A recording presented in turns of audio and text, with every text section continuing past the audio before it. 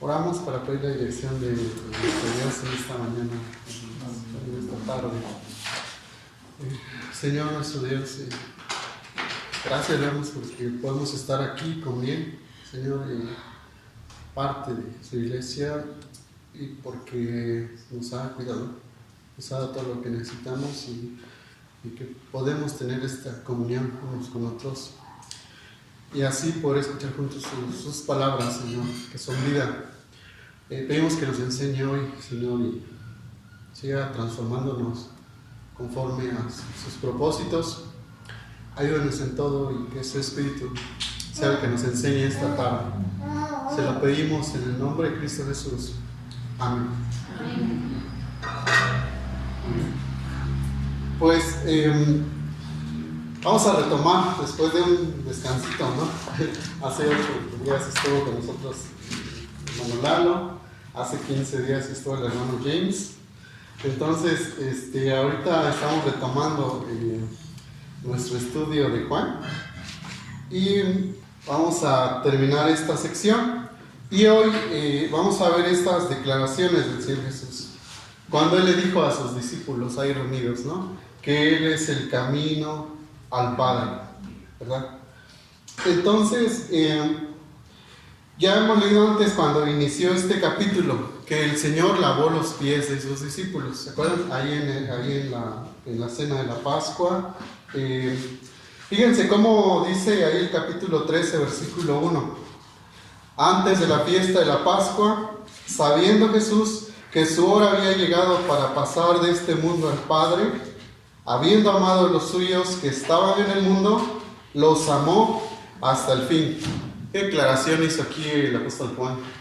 De verdad que, como hemos dicho, esta sección que empieza desde la Santa Cena es un momento de mucha cercanía del Maestro con los discípulos, mucha intimidad en la cual Él, como nos dice Juan aquí, sabiendo que su hora había llegado para pasar de este mundo al Padre, habiendo amado a los suyos que estaban en el mundo, los amó hasta el fin. Como han dicho unos comentaristas, ¿no?, en este episodio, ¿no?, que va desde que la Santa Cena, ¿no?, hasta el momento en el que Jesús es llevado a la cruz, Él les demostró a sus discípulos, ¿no?, lo que había en su corazón, ¿no?, en palabras. Y cuando Él fue a la cruz, lo demostró de la forma más sublime, ¿no?, con hechos. Entonces, vemos aquí todas estas cosas que empezaron a suceder y que vemos sucesos así aquí que empezaron a poner a prueba la fe de los discípulos antes de que llegara a eso. Porque si se dan cuenta, vimos en este capítulo 13 que Él les lavó los pies a los discípulos, ¿no? Y fíjense, ellos, cuando esto pasó, ¿no?, Pedro, si se acuerdan, decía: Señor, ¿cómo vas a lavar los pies a mí?, ¿no? Y el Señor les enseña, ¿no? Y Él es donde les explica: ¿saben lo que les he hecho?, ¿no? Ustedes me llaman Maestro y Señor y tienen razón porque lo soy. Pues si yo, el Señor y el Maestro, les lavé los pies, ustedes también deben lavarse los pies unos a los otros, porque les he dado ejemplo, para que como yo les he hecho, también ustedes lo hagan, ¿no? Entonces el Señor hizo esa demostración más grande de humildad, ¿no? Sabiendo que Dios, el Padre, le había dado todo en sus manos, Él se humilló, ¿no?, hasta lo más. Entonces deja a los discípulos desconcertados. Después de esto, leemos ahí en el versículo 21, cómo Jesús, habiendo dicho esto, se angustió en espíritu y testificó y dijo: en verdad les digo que uno de ustedes me entregará. ¿Sí? Fíjense, hace un momento Él les lava los pies, les da este ejemplo de humildad y ellos están desconcertados. Ahora Él dice que se angustia en espíritu y declara que entre ellos, entre el círculo más cercano, había alguien que iba a traicionarlo. Y como todos se quedan totalmente estupefactos, empiezan a decir: yo creo que es más probable que sea yo, ¿no? Y cada uno: Señor, soy yo. Y solamente Juan no vio, ¿verdad? Juan, solamente que estaba recostado ahí, vio cómo el Señor le dio el pan a Judas, ¿no? y cómo Judas tenía ese lugar de honor al lado del maestro, ¿no? Alguien muy cercano, ¿no? Que se encargaba de las finanzas. El Salmo nos dice que era un amigo muy cercano. El Señor le da este ejemplo de este honor especial a él, y nadie se percata quién era, solamente Juan. Entonces todos están ahí confundidos, ¿no? Y más adelante vemos cómo Él les da el mandamiento nuevo, cuando Judas ya se fue, ¿no? Fíjense, cuando Judas se fue, el Señor dijo: ahora es glorificado el Hijo del Hombre y Dios es glorificado en Él. Enseguida les dice lo que vemos en el versículo 33. Hijitos, estaré con ustedes un poco más de tiempo, me buscarán, y como dije a los judíos, ahora también les digo a ustedes: a donde yo voy, ustedes no pueden ir. Imaginemos un poquito ahorita, ¿cómo se sentían los apóstoles y los discípulos? Si el domingo pasado había sido la entrada triunfal, ¿no? Mucha gente, ¿no? Hosana al Hijo de David que viene a reinar. Y ellos esperaban que el Señor ya fuera hecho, era el Mesías victorioso que iba a vencer a los romanos, ¿no? Iba a levantar a Israel, a llevarlo a lo más alto, ¿no? Pero no pasó eso, ¿no? Después de eso el Señor como empezó a declarar: si el grano de trigo no cae en tierra y muere, no lleva fruto. Y también dijo: así es necesario que el Hijo del Hombre sea levantado. En lugar de hablar, ¿no?, de cómo iba a establecer su reino, en ese momento empezó a hablar de sacrificio. Los judíos quedan confundidos y dicen: ¿cómo tú dices, ¿no?, que tú eres el Hijo, ¿no?, el Mesías? Si leemos que el Mesías vive para siempre. No comprendían. Tampoco los apóstoles comprendían. En esta última cena que tuvieron ahí, Él les lava los pies porque ellos estaban peleando quién iba a ser el mayor. Él les dio el ejemplo de unidad. Después, y el Señor les dijo que había un traidor. Después de eso, dijo que Él iba a estar solamente un poquito más de tiempo. Ya eso nos da un panorama. ¿Cómo se sentían los discípulos? ¿Cómo creen ustedes que se sentían? Yo pienso que muy cargados, ¿no?, muy sacados de onda, muy confundidos de alguna forma, ¿no? Porque vemos tantas cosas que pasaron en tan poquito tiempo. Y así empezamos esta sección de hoy. Por eso es que empezamos leyendo que Pedro hace esta pregunta, ¿no? Versículo 36. Señor, ¿a dónde vas?, le preguntó Simón Pedro. Jesús respondió: a donde yo voy, tú no me puedes seguir ahora, pero me seguirás después, ¿no? Pedro le dijo: Señor, ¿por qué no te puedo seguir ahora mismo? Yo daré mi vida por ti. Jesús le respondió: tu vida darás por mí. En verdad te digo que no cantará el gallo sin que antes me hayas negado 3 veces. De alguna forma, el apóstol Pedro estaba personificando lo que los demás estaban pensando. El Señor ya les había dicho: estaré con ustedes un poco más de tiempo, me buscarán, y como dije a los judíos, les digo a ustedes: a donde yo voy, ustedes no pueden ir, ¿sí? El Señor les está hablando que tiene que partir, ¿no?, a un viaje, que tiene que salir a algún lado, irse. Y los apóstoles están con unas preguntas en su cabeza. Pedro le dice: ¿a dónde vas? ¿Verdad? Aprendemos en esta reacción de este discípulo Pedro algunos puntos que a nosotros nos van a enseñar cómo respondemos, ¿no?, cuando estamos en confusión o en perplejidad, o cuando no sabemos qué va a pasar o por qué pasan las cosas. Vemos en la reacción de Pedro enseñanzas para nosotros, ¿sí? Y cómo el Señor habla al corazón de Pedro personalmente, así como Él habla a cada uno de nosotros. Fíjense, Pedro quizás pensaría: no, el Señor va a tomar un largo viaje y no los iba a llevar, dicen algunos comentaristas. Y si recuerdan, vamos a Mateo 19:27, por favor. Recordando un poquito. Mateo capítulo 19, versículo 27.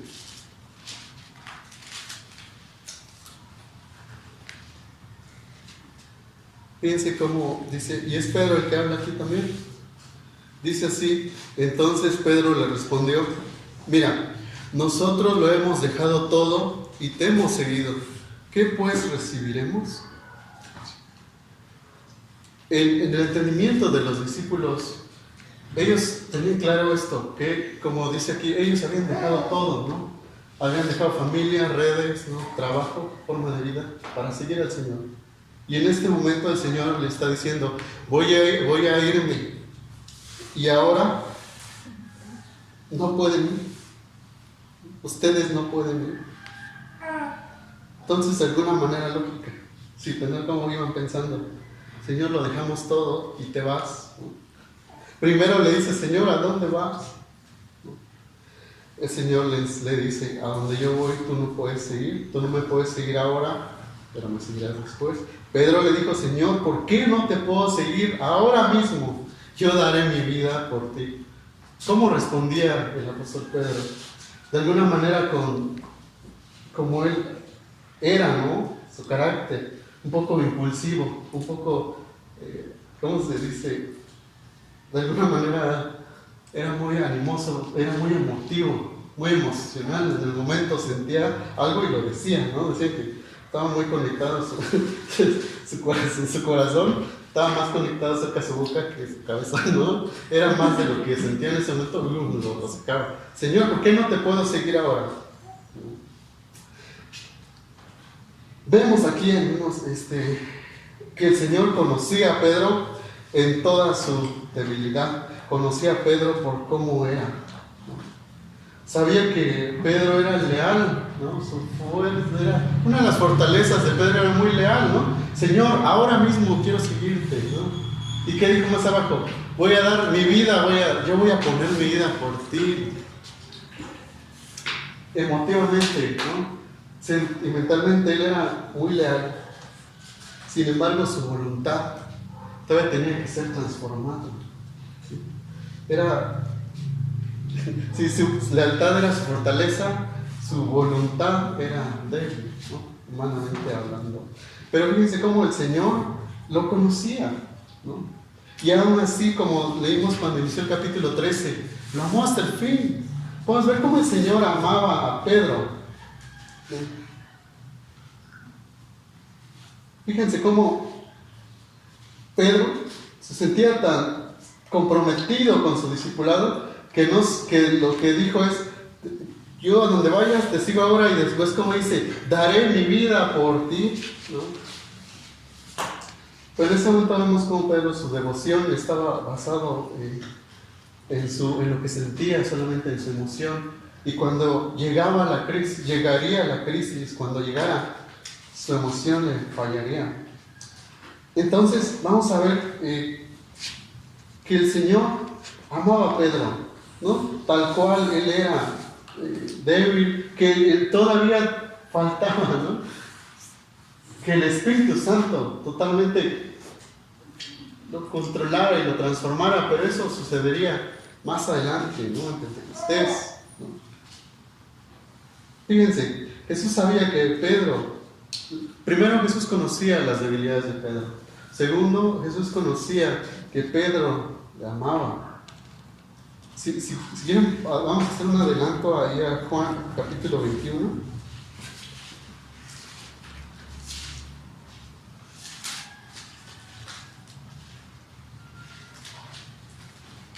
Y en el versículo 17, cuando el Señor le pregunta, ¿no? Desde el 16, volvió a decirle por segunda vez: Simón, hijo de Jonás, ¿me amas?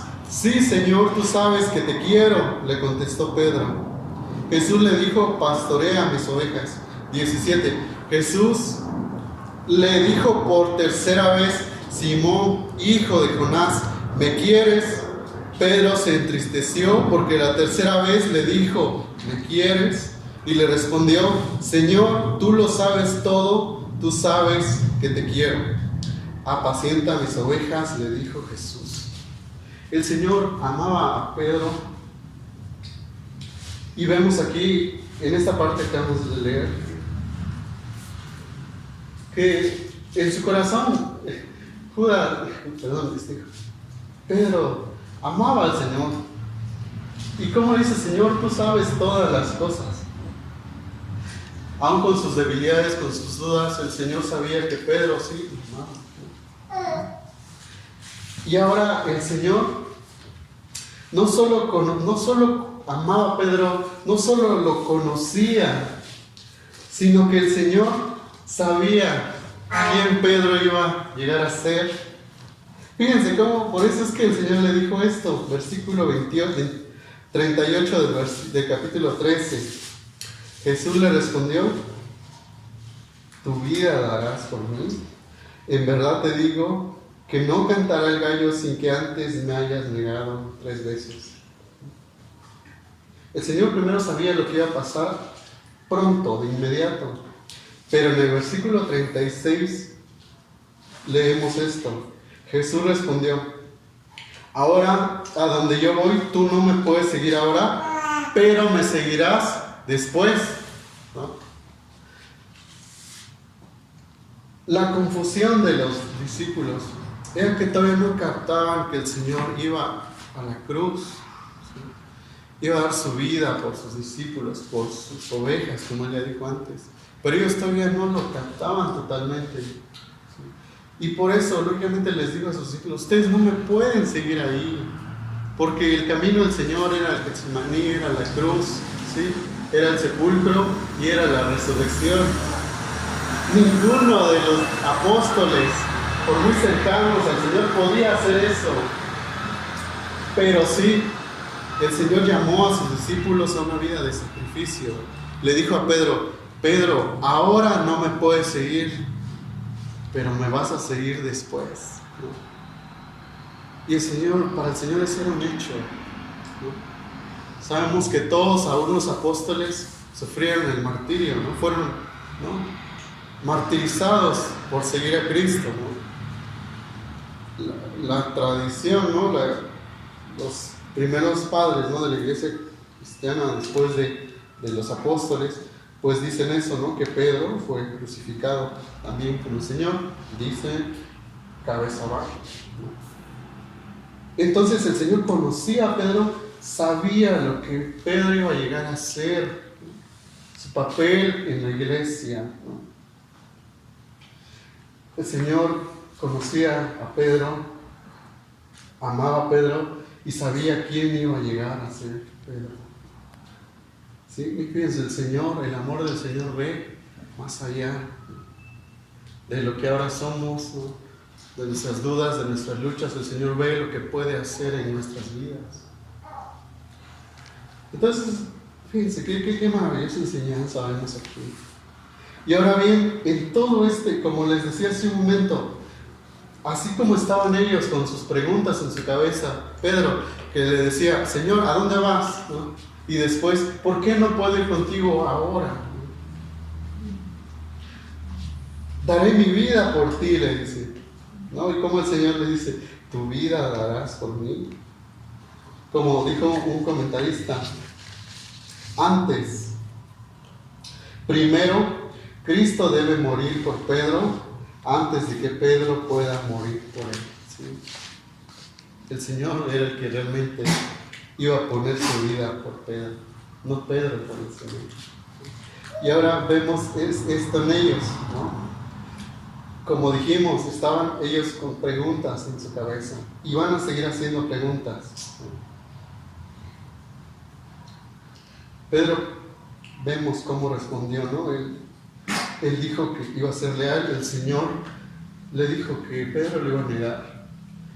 ¿Cuánto más quedaron los demás, ¿no? Si Pedro, que es el líder, ¿no?, va a negar al Señor, ¿qué va a pasar? Por eso vemos que en el capítulo 14 el Señor habla palabras, como dice aquí, de consuelo y dirección a los discípulos. Dentro de todas sus preguntas y frente a todo lo que estaba pasando y lo que iba a pasar, vemos cómo el Señor demostró su amor por sus discípulos y su cuidado. Dice Juan capítulo 13, versículo 1, habiendo amado a los suyos que estaban en el mundo, los amó hasta el fin. Y ese amó hasta el fin tiene mucho que ver con el cuidado también hacia ellos en ese momento de confusión. Por eso, el capítulo 14, todo el capítulo 14, el Señor da consuelo y dirección a sus discípulos. Fíjense, ya dijimos todo lo que había pasado, ¿no? Estaban ellos avergonzados porque Él les dio su orgullo, ¿no? El Señor les dijo, ustedes deben servirse unos a otros. Y luego cuando el Señor predijo que uno lo iba a traicionar, luego cuando el Señor anunció que Pedro lo iba a negar, definitivamente ellos estaban muy inquietos. Por eso vemos aquí en el capítulo 14 cómo Él consuela a los 11 discípulos restantes y cómo les empieza a hablar el corazón. ¿Qué les dice? Capítulo 14, versículo 1, no se turbe su corazón, crean en Dios, crean también en mí. Entonces, vemos las declaraciones del Señor, cómo Él nos consuela cuando estamos así, con todo eso de sus preguntas, ¿no? Cuando pasan cosas en nuestra vida, cuando no sabemos qué va a pasar, cuando tenemos confusión, el Señor da este mandamiento, no se turbe su corazón, crean en Dios, crean también en mí. ¿Qué significa ese no se turbe su corazón? Los comentarios dicen que esa palabra turbarse se refiere a ese movimiento. ¿Se acuerdan cuando habló del estanque de Bethesda, que decían que venía un ángel y movía el agua, sacudía el agua? El primero que llegaba se sanaba, creían los judíos. Cuando ese movimiento de agua, se usa esa palabra de moverse, agitarse, ¿sí? Entonces está diciendo que su corazón de ustedes no se agite, no estén inquietos. Y ahora, claramente, no les estaba diciendo, no tienen que sentirse así, ¿no? O no se vayan a inquietar, porque definitivamente ellos ya estaban así, sí, hermanos, ellos ya estaban inquietos, ya estaban angustiados, pero el Señor les dio ese mandamiento. No se turbe su corazón. Crean en Dios, crean también en mí. Lo que le estaba diciendo es no se inquieten más, ¿no? por su partida, ¿no? Por la partida de Él.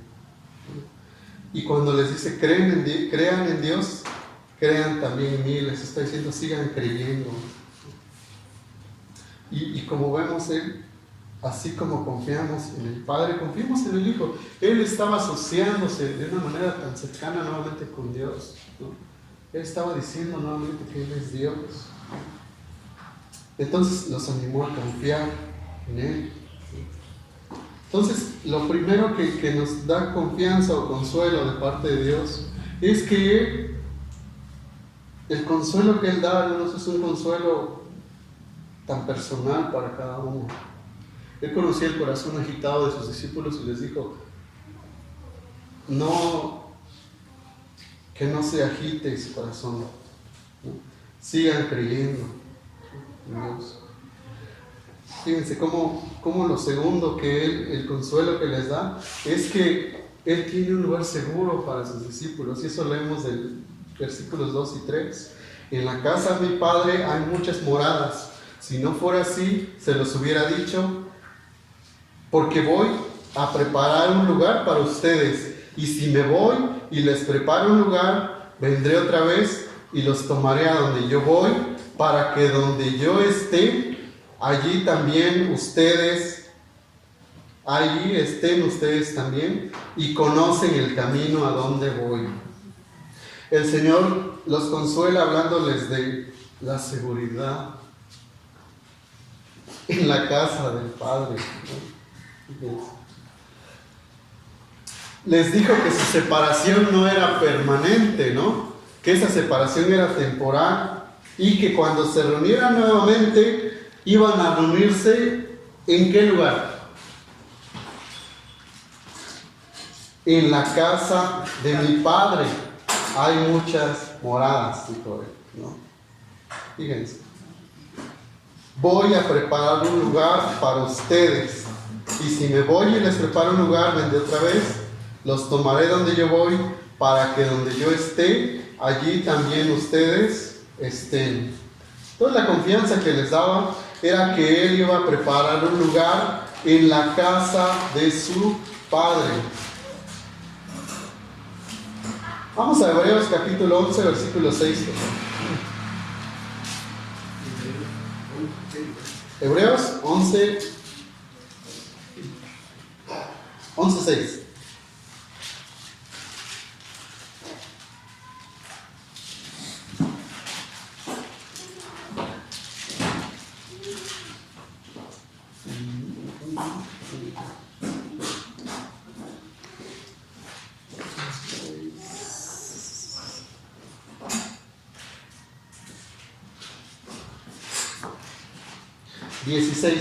Aquí falta un numerito. 11, 16. Dice 11, 16. Pero en realidad anhelan una patria mejor, es decir, la celestial, por lo cual Dios no se avergüenza de ser llamado Dios de ellos, pues les ha preparado, ¿qué? Una ciudad. Fíjense cómo en este capítulo, versículo nada más dice que es la casa del Padre, que es una ciudad. Dice también que es una patria. Y no es una patria como cualquier otra, es una patria celestial. En otros versículos, el Señor llama a este lugar un reino, ¿no? Donde Dios es el rey. También el paraíso, si se acuerdan, cuando estaba con el Señor, ¿no? Con el que estaba a su lado, ¿no? Y le dijo, acuérdate de mí cuando estés en tu reino. El Señor le dijo, en verdad te digo, hoy estarás conmigo en el paraíso. Esa es la casa del Padre, el paraíso, ¿no? El reino de Dios, una ciudad, la ciudad de Dios, la patria celestial. Y fíjense cómo les dijo, voy a preparar un lugar para ustedes. Y esa seguridad que hay en esas palabras. No les dijo, voy a preparar un lugar y les dijo, a ver si llegan. ¿No? Si pueden, llegan, los espero. No dijo eso. Tampoco dijo, voy a preparar un lugar para... La seguridad de eso. Voy pues a preparar lugar para ¿quiénes? Ustedes. ¿Qué seguridad? Y fíjense cómo dice, en la casa de mi Padre hay muchas, ¿qué? Moradas. Esa palabra moradas es habitaciones. ¿Sí? Hermanos, la casa del Padre, algunas veces dentro del cristianismo los hemos entendido como, pues, moradas, como mansiones, decimos, ¿no? Hay unas, ¿no? Mansiones. Pero realmente la casa del Padre es una casa y en esa casa hay muchas habitaciones. Es una casa enorme. y no quiere decir que cada quien va a tener una casa individual. Es una casa enorme que resulta que es una ciudad y resulta que es una patria. Y el Señor no estaba diciendo, algunos cuando se entienden como mansiones, pues despierta el materialismo en nosotros, ¿no? Que va a haber una mansión y yo voy a ser el dueño de mi mansión y voy a ser el rey de mi propio castillo, ¿no? El Señor no estaba diciendo eso. En la cultura judía, hermanos, en esa cultura, cuando dos novios se comprometían, había un tiempo determinado. Cuando recién se comprometían, había cierto tiempo para que el novio, en la casa de su padre, realmente agregara una nueva ala a la casa, ¿sí? Para que hiciera cuartos, para que hiciera el lugar, para que estuviera mi nueva familia. Pero lo que sucedía era que cuando, después del periodo, ¿no?, de los esponsales, cuando se casaban, recibía a la novia, pero la recibía en la casa de su padre. ¿no? Después del banquete de bodas, la nueva pareja se mudaba a la nueva morada, y se convertía en parte de la familia, ¿sí? ¿Se han preguntado cómo es la casa del Padre?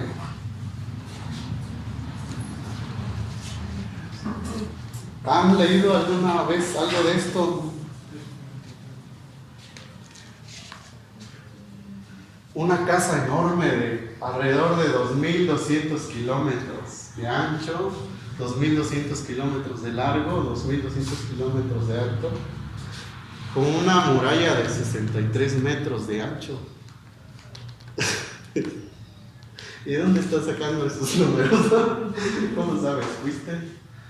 Apocalipsis capítulo 21 describe con precisión cómo es esa casa. Dice que es prácticamente una ciudad cuadrada, ¿no? De 2.200 kilómetros de cada lado, hacia arriba, llena de habitaciones, 3 puertas en cada cara, 3 puertas hacia el norte, hacia el sur, hacia el este, hacia el oeste. En cada puerta está hecho de una perla completa, ¿no? ¿Y qué les parece? Dice Juan, esa ciudad, de día sus puertas van a estar abiertas. Pero fíjense que dice, siempre van a estar abiertas las puertas de esa ciudad, porque ahí no hay noche. En esa ciudad no hay templo, porque Dios es su templo. Fíjense. Cuando fíjense cómo responden los discípulos, ¿no? Cuando el Señor les está hablando de esto: voy a preparar un lugar para ustedes, para que donde yo esté, allí también ustedes estén también, y conocen el camino a donde voy. El Señor les dice: ustedes ya saben el camino. Y los discípulos preguntan, versículos 5, 7, Señor, si no sabemos a dónde vas, ¿cómo vamos a conocer el camino? Le dijo Tomás. Jesús le dijo: yo soy el camino, la verdad y la vida. Nadie viene al Padre sino por mí. Si ustedes me hubieran conocido, hubieran también conocido a mi Padre, y desde ahora lo conocen y lo han visto. El Señor les dice nuevamente: ustedes conocen ya el camino a donde yo voy. Tomás, junto con los demás, preguntan: Señor, si en primer lugar no sabemos a dónde vas, ¿cómo sabemos el camino? Y el Señor declara esta sexta declaración: yo soy, ¿no? De 7 que hay en el libro de Juan, ¿no? ¿Qué dijo él? Yo soy el camino y la verdad y la vida. Nadie viene al Padre sino por mí. ¿A dónde iba el Señor? Al Padre. Nadie viene al Padre, ¿sí? Iba a la patria, ¿no? Iba a preparar lugar para los suyos. Ahora Él les dice que Él es el camino, ¿sí?, hacia Dios. Y les dice que Él es la verdad, como ya dijo antes, ¿no? Y que solamente Él posee la vida de Dios, ¿no? Ya lo dijo antes, ¿no? El Hijo tiene vida por sí mismo y Él da vida a quien Él quiere. Entonces el Señor usó, ¿cómo declara esto, ¿no? Su sexta declaración de yo soy. Son 3 cosas, ¿no? El camino, la verdad y la vida. Y ahí como Juan ve que junta todo esto que el Señor ya dijo antes, cuando ya dijo que Él era la luz, cuando Él dijo que Él era el agua, ¿no? Cuando Él era la luz, se refería a que Él era la verdad, ¿no? La luz que ilumina, ¿no? La verdad que las mentiras no puede ocultarla, ¿no? Él es la luz. Cuando Él dijo que Él era la vida, el agua, perdón, dijo que Él era el agua de vida, estaba diciendo que Él era la vida. Cuando Él dijo que era el pan, Él dijo que era el pan de vida. ¿Cómo todo se une aquí? Y fíjense, vemos cómo ellos, y el Señor les habla a su corazón otra vez: si me hubieran conocido, también hubieran conocido a mi Padre, desde ahora lo conocen y lo han visto. Entonces Felipe responde esto, ¿no? Señor, versículo 8, Señor, muéstranos al Padre y nos basta, le dijo Felipe. Jesús le dijo, tanto tiempo he estado con ustedes y todavía no me conoces, Felipe. El que me ha visto a mí, ha visto al Padre. ¿Cómo dices tú, muéstranos al Padre? ¿No crees que yo estoy en el Padre y el Padre en mí?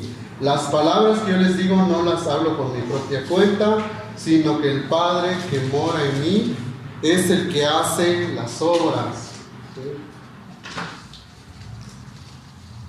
Entonces otra vez, ¿y ahora qué vemos en esta parte? En el que, como el Señor, la soberanía del Señor, que Él está obrando en la vida de cada creyente, nos da confianza a nosotros. Porque, ¿en dónde lo vemos? Bueno, Felipe quería ver al Padre. Con muchos de nosotros, cuando pasamos una situación personal, de sufrimiento o de duda, quisiéramos que Dios se nos presentara personalmente, ¿no? Que Él nos hablara audiblemente. ¿Sí? Pero el Señor le recordó a Felipe que Él es la representación exacta y perfecta del Padre. Vamos a Colosenses 1:15.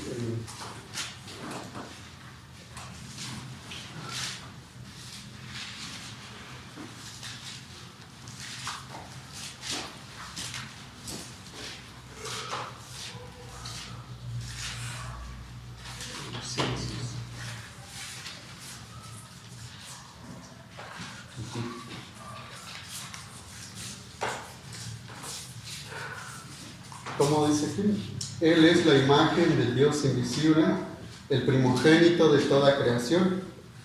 ¿Sí? Entonces el Señor Jesucristo es la imagen del Dios invisible, ¿no?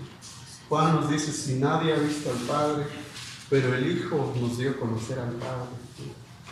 Él es el primero, ¿no? Colosenses 2:9, allá adelantito, capítulo 2, versículo 9, como dice, porque toda la plenitud de la deidad reside corporalmente en Cristo. ¿Sí? En el Señor Jesucristo reside toda la plenitud de la deidad, ¿no? Para que no haya duda, ¿no? Él es Dios, perfectamente y completamente Dios. Entonces, a Felipe, cuando le dice esto en el versículo 11 del capítulo 14,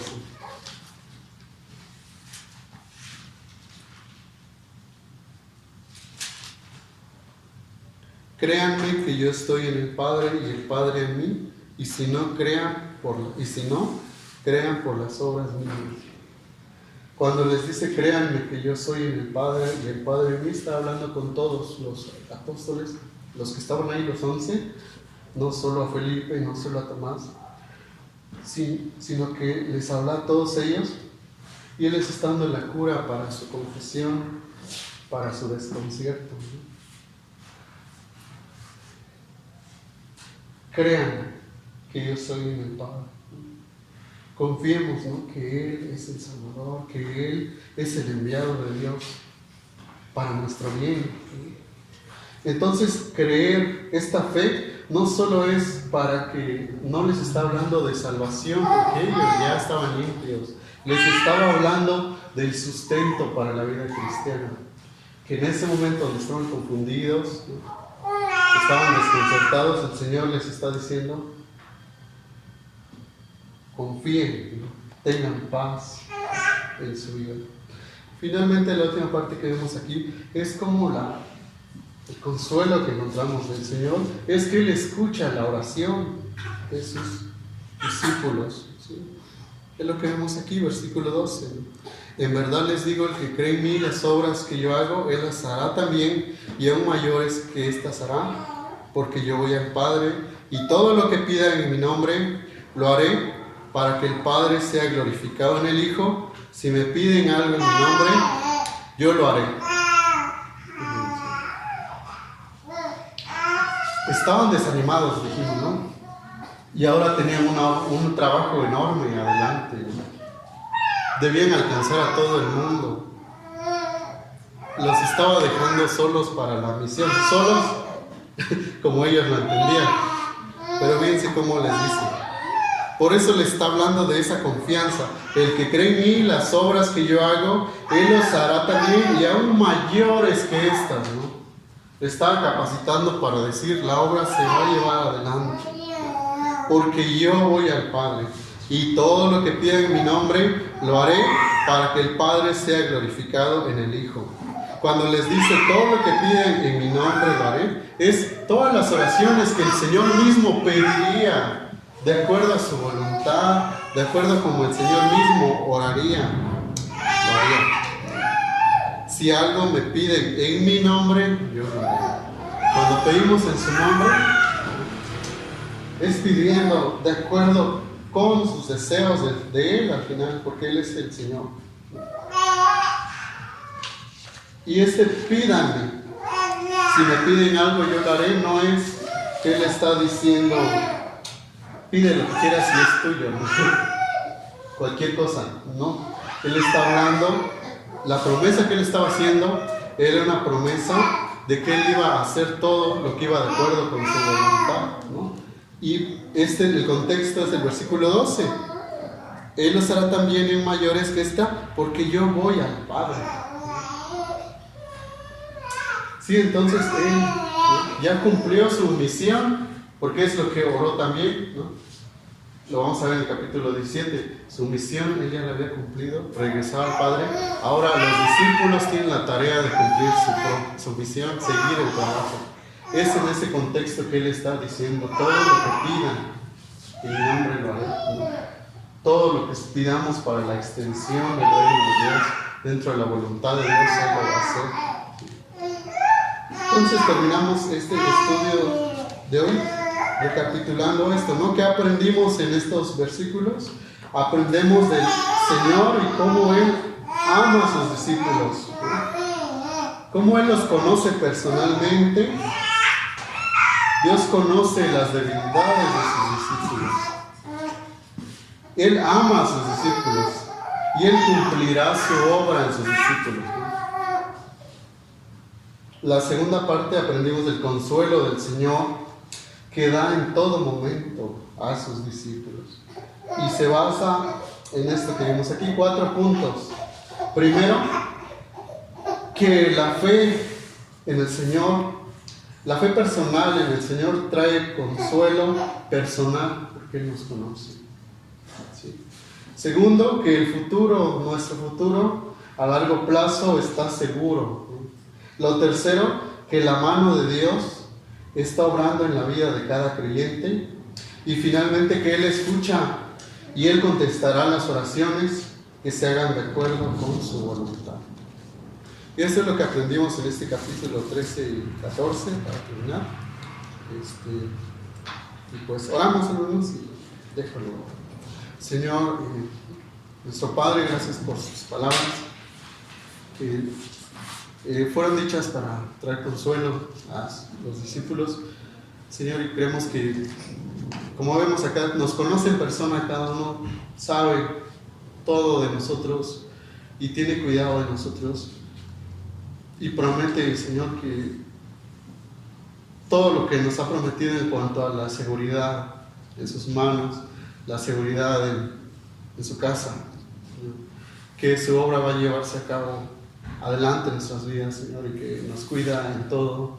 Pedimos que nos fortalezca como iglesia, Señor, y ayúdenos, Señor, solamente con su poder poder seguir adelante el trabajo, Señor. Pedimos que nos capacite y que abra nuestras vidas, en nuestros corazones, que nos transforme de una vida de incredulidad a una vida con más fe, con más confianza, Señor, en su poder. Gracias porque la obra ya la terminó en la cruz por nosotros. Gracias por escucharnos, Señor, nuestro Padre. Le pedimos todo esto en el nombre de Cristo Jesús. Amén.